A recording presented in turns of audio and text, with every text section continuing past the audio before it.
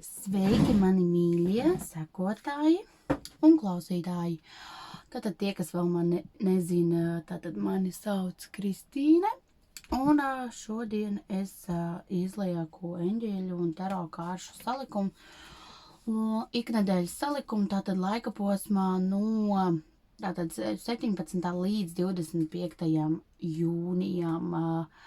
Kas attiecas uz pierakstiem, vēlos pabrīdināt, kad no 20. līdz 27. es esmu atvaļinājumā, un uz šo laiku es klientus nepierakstu. Būšu atpakaļ pēc 27. un tad arī no tā datuma esošie jau pieteikušies, kas ir jau tiek sakārtoti pēc tam, un ko visu centīšos izdarīt, teiksim tā, līdz svētkiem. Pārējie, kas pieteiksies jau vēlāk, tiks pierakstīti pēc šī 27. datuma. Labi, lieki vairāk netērēšu ne jūsu, ne savu laiku, un tātad ķeršos klāt pie izlikuma. Tātad, ko eņģelīši mums vēlas pateikt no 17. līdz tātad 25. No 17. līdz 25. jūnijam. No 17. līdz 25. jūnijam. Paskatīsimies. Tātad daba. Atkal, man liekas, arī iepriekšējā nedēļā bija šīta daba, kad mums ir jāvēršas un, teiksim, jāpavada laiks dabā. Šīta nedēļa, protams, ir šīta līgo nedēļa, kad tas tiek darīts un to vajag izmantot, un arī tie, kas dzīvo pilsētā, arī tie, kas negrib šo te lielo svinēšanu un lielo burzmu, kaut vai aizbraukt un vismaz iztaigāties tātad dabā, jo daba mūs atjauno, daba dod mums spēku, daba dod mums enerģiju, pozitīvo un palīdzību. Reizēm tieši ejot dabā mēs gūstam kaut kādas atbildes, kaut kādas idejas, saprotam, kā iet un rīkoties tālāk. Un vēl eņģelīši saka mums, kad beidzot ir laiks atvadīties un iztīrīt savu ķermeni un prātu no pagātnes sāpēm. Tātad iztīrīt, veikt šeit renovāciju, ja? Tātad atbrīvoties, arī iešana šī te dabā, peldes un viss, arī tās mūs atbrīvo un piedomāt un, teiksim, piedomāt un parunāt arī tātad ar erceņģeli Rafaelu, kas ir dziedināšanas eņģelis, ar viņu, lai viņš mums palīdz atbrīvot, palīdzēt attīrīt sevi, ja, tātad no šīm te pagātnes sāpēm, un viss šis te ir labs laiks, kad arī mēs varam, piemēram, kad ir šīs te burvīgais laiks rakstīt uz lapām, izlikt ārā to, kas ir nepieciešams, un, piemēram, vai nu saulgriežos vai līgo vakarā, kad ir šī spēcīgā uguns, tajā sadedzināt to, no kā mēs vēlamies atbrīvoties. Un tajā vietā pēc tam padomāt par to, ko mēs vēlamies ielikt vietā. Jo tāpat kā daba, tāpat arī visur citur, nemīl šo te tukšumu, un līdz ko mēs aizveram vienas durvis, tikai tad mums atverās nākamās. Tas notiek tāpat ar cilvēkiem, kamēr mēs paturam savā lokā šo te noteikto skaitu cilvēku, ar kuriem mēs īstenībā nevēlamies kontaktēties, jauni cilvēki mums apkārt neienāk. Mums ir, teiksim tā, jāveic šī te revīzija arī tur, lai mums, piemēram, ienāktu iekšā citādāk domājuši cilvēki, līdzīgāk domājuši cilvēki, jo citreiz mēs mainamies paši un mainās mūsu domāšana un viss pārējais, un arī tad ir jāmainās šim te cilvēku lokam, kas mums ir apkārt. Bet, lai tas mainītos un lai tas notiktu, mums ir jābūt pacietīgiem, un tas ir jāizdara tādā,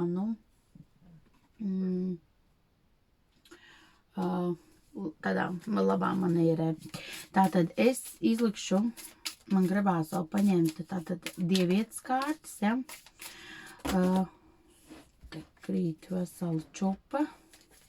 Viņas acīm redzot ļoti grib runāt, jo es viņas noliku un tagad domāju likt, tad arī tā kā domāju, tā kā nē, bet nu labi, šī te kārtas bija domājis vienu likt, bet labi, tad divas dievietes, tātad no šī te 15. līdz tātad, atvainojos 17.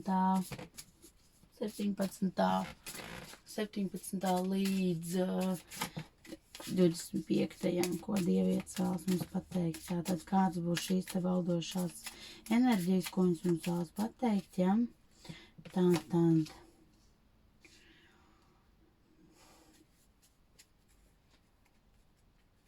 Tātad sāksim ar pirmo. Pirmā ir tātad miers.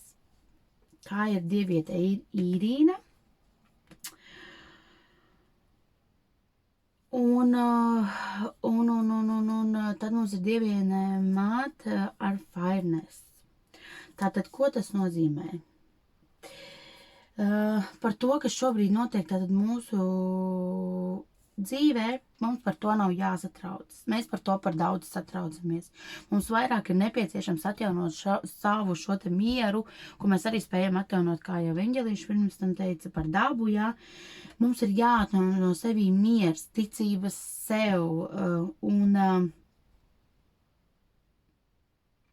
un kad viss par to, ko mēs satraucamies, vat šī te dieviete runā, tas ir arī tas, ko es teicu, kad šis ir tas laiks, kad mēs varam rakstīt arī šīs te maģiskās lapas no tā, ko mēs nevēlamies savā dzīvē, un tieši tajos saulgriežos vai te 23. kad ir šī te uguns ar to lielo spēku sadedzināt, jo šīs te situācijas, arī šī te kārta saka, ka šīs te situācijas, ar kurām tā kā mēs netiekam galām, uguns tās paņems, pārņems, un mums ir jātic tikai, jo viss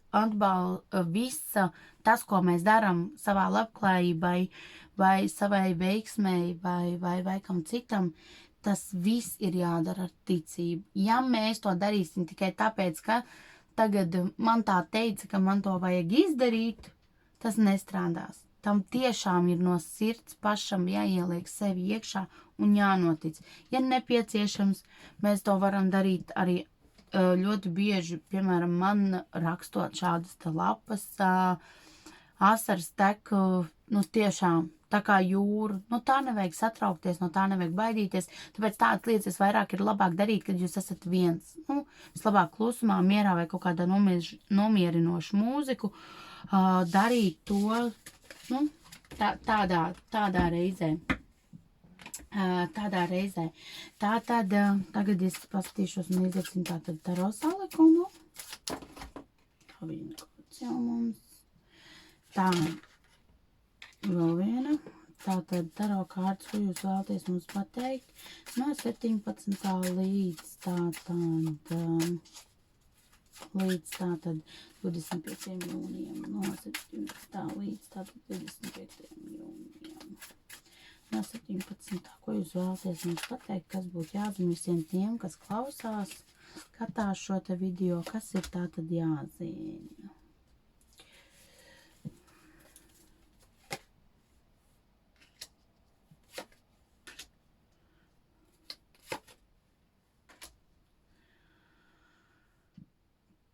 Tātad, ir tātad teiksim tā, šajā te laika posmā visvairāk izvairīties un, teiksim tā, no cilvēkiem, kas nav patiesi, jo šajā te laika posmā kaut kā arī, un saskarsimies arī ar diemžēl ar ļoti daudz šajā laika posmā iespējams aktivisties daudz zādzības, jo cilvēki izbrauc ārpus mājām, zagļi nesnauž, tāpēc padomāsim par savu drošību, par to, varbūt palūdzam kaimiņam, lai uzmet aci, ja jūs zinat, kad viņš ir mājās, bet jūs neesat, lai tātad vēl diezgan, nu, tādas nepatīkamas situācijas, bet tieši savstarpējās attiecībās, kas būs starp līdzcilvēkiem, arī tādas, ziniet, esam godīgi un esam atvērti un pavadam šo svētkus mierīgi, nemelosim paši sev, nemānīsim, un tajā skaitā arī kaut kā parādās ļoti daudz šīs krāpšanas faktors, ja?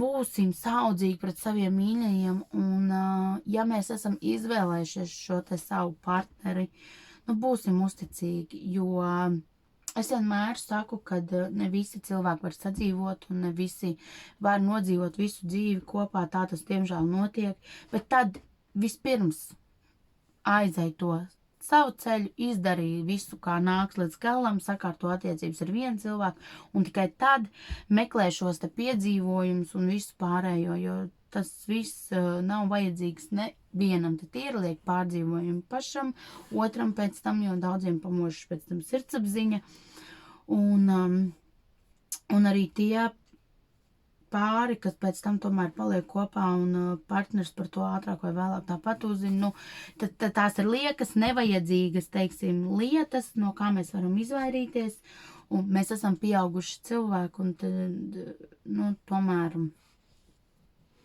saprasties.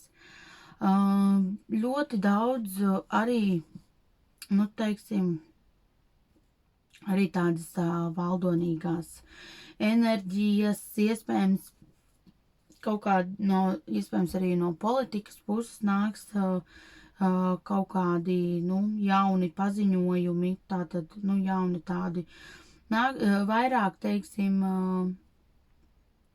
es ieteiktu šeit padomāt par sevi, atrast sevī šo te balansu, jā, par ko mums runā viens no lielajiem arkāniem, meklēt balansu un vairāk domāt, teiksim, par to, lai es vienmēr saku, ka cilvēkam ir jādomā par sevi, bet mēs nedrīkstam būt tik lieli egoisti, ka domājot par sevi, mēs ejam pāri pilnīgi visiem citiem un daram pāri citiem.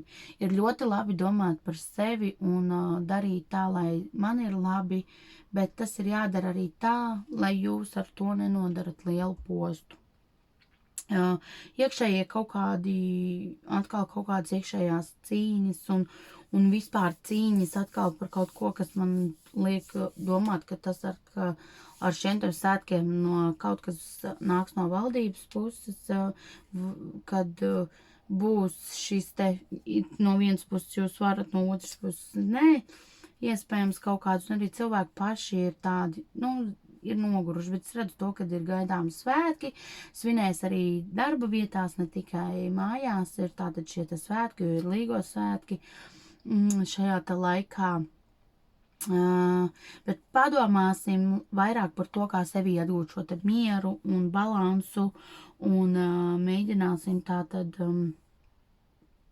šīs te lietas, lai sakārtotu sevi, šīs ir atkal tādas būs brīvdienas, ja, kad mēs varam, teiksim, pavadīt laiku ar ģimeni, ar sevi, sakārtot sevi un, teiksim, būt prātīgiem. Tas no manis ir viss tieši par šo te laika posmu, ja. Šajās te laika posmā no 17. līdz 25. jūnijam. Un tas ir arī viss, mani mīļie.